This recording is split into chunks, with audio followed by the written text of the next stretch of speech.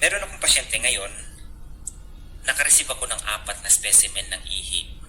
Okay? Alam ko magkakapatid dito. Puro mga bata eh. Tsaka yung pangalan, makikita mo naman yan. Nireceive ko, pinrases ko, at nakita ko dun kabayan, lumabas na lahat nitong 4 na bata na to, 4 plus ang kanilang glucose. Sabi ko, bakit kaya 4 plus lahat ang ino? Okay. Ngayon, natapos ko ang specimen. Gumawa ako ng resulta. Inantay ko siya lang na kukunin yung resulta. Ngayon, dumating nga. Kinuha ang resulta, ang nanay may bitbit na 4 na anak. Ang pinakamatanda, 11 years old. Pagkatingin ko ng ganyan, higop-higop ang juice. Lahat sila naka-juice. Okay? Hindi ko alam kung nagkataon lang. Siyempre ako naman, concerned citizen, nagtanong ako sa nanay. Okay? Sabi ko, yan ba lagi mong pinapainom sa mga anak mo? Sabi niya, oo, gustong-gusto nila yan. Sabi niya, bakit? Tingnan mo naman ang tataba. Ang lulusog nga naman.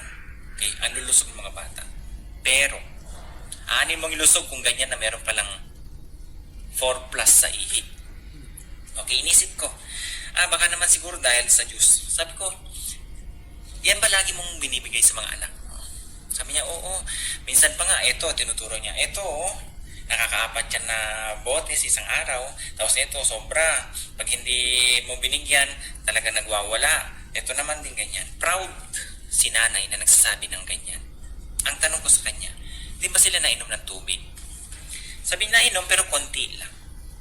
Kasi lahat sila, yung 4 sila na positive, 4 plus ang glucose, yung 3 may UTI. Sabi ko, okay. So, lagi nang ininom. Minsan daw soda. Sabi ko, madam, alika.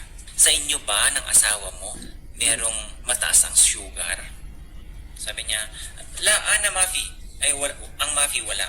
Tapos, yung asawa niya daw na lalaki meron. Okay. So, dahil hindi mo alam na merong sugar o mataas ang sugar ng mga anak mo, kaya binibigay mo yan. Hindi, kasi gusto nila eh. Tsaka nakikita ko na marami silang naiinom. Kaya kayo, i-example na lang natin itong mga pasyente na ito. Sino ang nag-spoon feed para dito sa bata? Na-trigger eh. Yung nanay. Kaya sabi ko, huwag niyong gayahin na lasunin ng baka kayo na nanonood ngayon nga. Kung ano yung gusto ng anak niyo, binibigay niyo. Hindi niyo alam na yung binibigay niyo, yan ang nakakasama o nakakapagbigay o nagdudulot ng pwede na problema sa kalusugan ng bata. Sabi ko, ito ba ang first time na pagpapagawa niyo ng ano? Sabi niya, oo. Okay, ngayon at alam niyo na. Itigil mo na ngayon yung pagbibigay mo ng mga fruit juice, yung mga juice na yan sa mga anak mo. Sabi niya, hindi. Sabi ko, okay, walang problema madam, nasa iyo yan. Ang sinasabi ko lang dito, dahil siguro sa pinaggagawa mo na ibinibigay mo lagi ang kagustuhan ng anak mo na pag-inom ng ganyan, na sodas, juice, mga ganyan, na-trigger na sa pagkakaroon nitong asukal sa kanilang mga katawan. Nagsisitaasan. Sabi niya, hindi, yung asawa ko lang naman meron eh. So, isip-isip ko, bakit yung jeans ng asawa mo hindi mo pwede mapunta sa jeans ng mga anak mo? Hindi po ba? Marahil ay merong nakaka-relate sa mga tong pasyente na ito. Ang point ko dito kabayan is, kung, ang anak nyo nasanay sa ganun, yung mga juices na yan, yung sinasabi dyan sa label na yan, 100% fruit juice, with pulpy juice, mga ganyan nga, maniwala naman kayo dyan. Okay?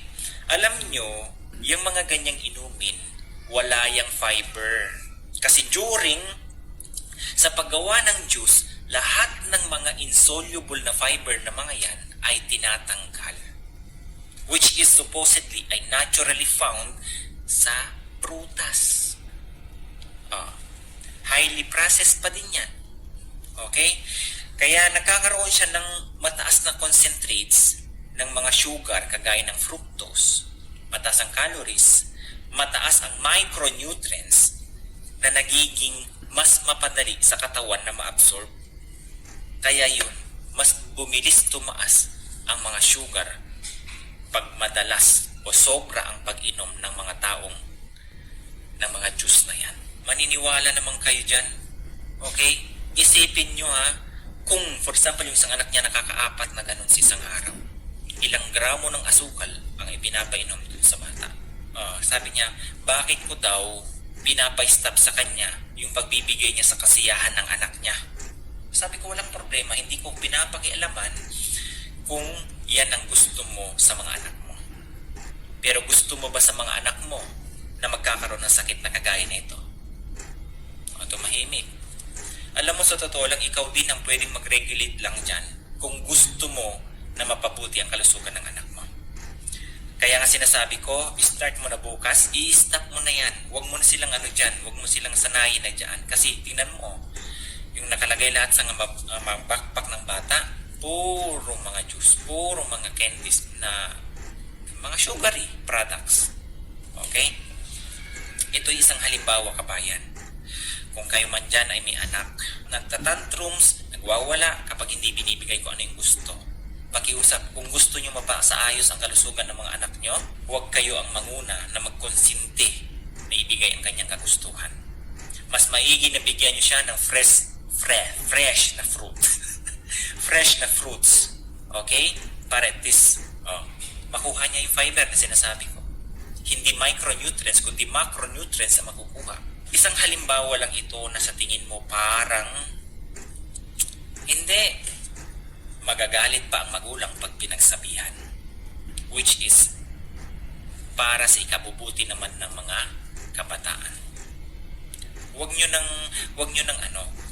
antayin na sa huli mo nasasabihin na sana pala hindi ko binigyan ng ganito yung anak ko. Yun pala ang nag-cost dun sa anak ko na ganito. Tuwang-tuwa ka pa. Na nakakaapat, nakakatatlo, nakakalima ang anak mo sa pag-inom ng ganyan. Tapos limitado ang tubig. Okay?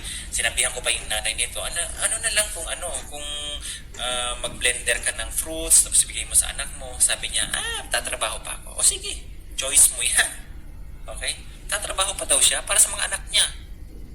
Okay? Kung kayo na ganyan, mabilis nga naman. Buksan mo lang yung kuha ka, bigay mo sa anak mo. Iinumin niya na yan. Okay? Magkaiba po ang prutas na juice na binibigay sa mga bata kung yan ay ginawa sa juicer o sa blender. Okay?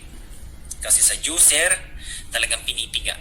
Isipin nyo pag kinain mo ang prutas, for example, gumawa ka ng juice.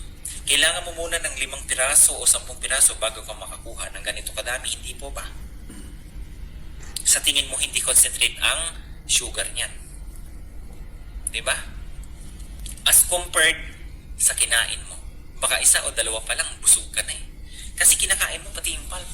At natitrigger yung paglabas ng mga salivary glands nyo, poproduce ng maraming saliva habang kinakain yun. Hindi kagaya ng pag iniinom yung mga juice na yan, diretsong lunog. Okay? Magkaiba po yan. O ito ngayon, isang halimbawa. Bukas, dadalhin yung mga bata dito para sa kanilang mga HbA1c. Kinausap ko din yung pedia doktor. Sabi ko, tinamin nga itong mga bata na ito ang lulusog Sabi niya, 6 mo ang lusog kung puro ganito naman ang resulta na nakikita ko.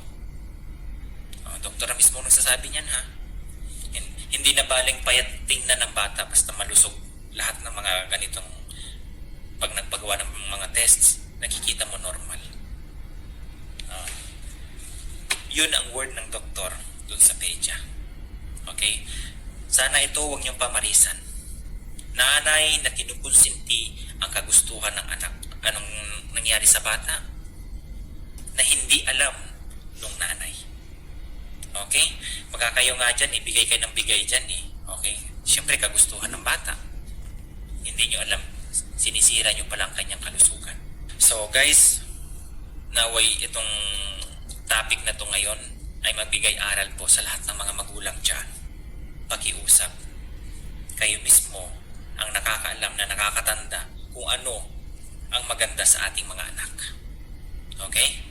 Kung nasa genes nyo na merong diabetes, pwedeng ikat dyan ng anak nyo. Pwedeng siya ang pumalya dyan.